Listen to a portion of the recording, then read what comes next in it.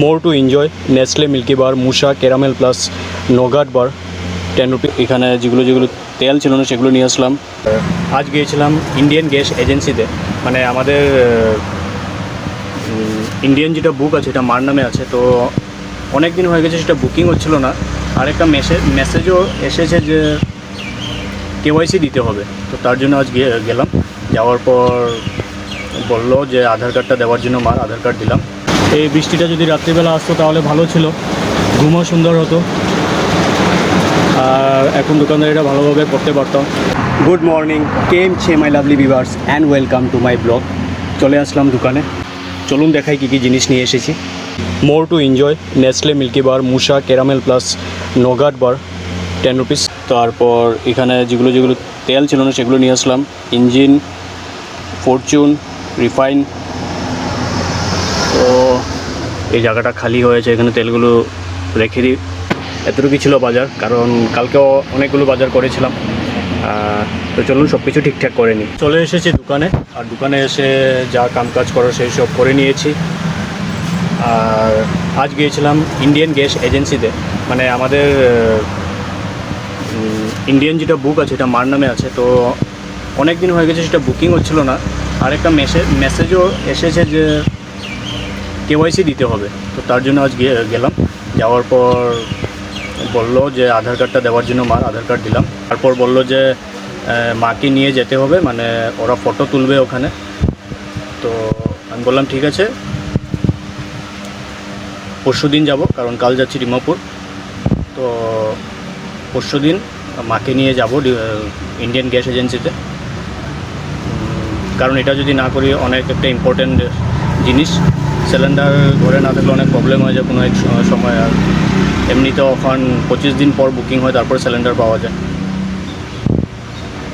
আর দেখি কীরকম দোকানদারি হয়। এখন আছি 9:30 অবধি, দেখি কীরকম সেলস থাকে আজকে, কারণ দোকানে রোজই কিছু না কিছু আনতে হয়, কিছু না কিছু শর্ট মানে হয়ে যায় দোকানে।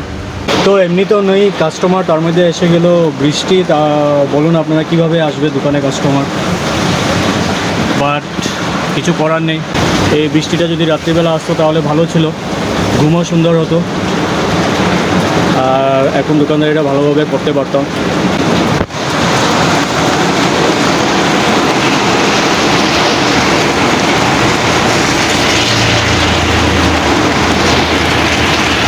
তো আমি ভেবেছিলাম বৃষ্টি আসবো না, কারণ অনেক মেঘে গর্জন করছিল। কোনো সময় এরকম হয় মেঘে গর্জন করে, বাট বৃষ্টি হয় না। বাট আজ সত্যি বৃষ্টিও এসেছে। লাইট ছিল না, লাইট আসলো জাস্ট। জানি না আজ কীরকম হবে দোকানের সেলস। কোনো সময় বৃষ্টি দিলেও দোকানদারি ভালোই হয়, তো দোকানের কথা কিছুই বলা যায় না। তো টাইম অলমোস্ট 9:15 হয়ে গেছে। মা বলেছিল ঘরের জন্য আলু আর ডাল নেওয়ার জন্য, তো দুটো নিয়ে নিই।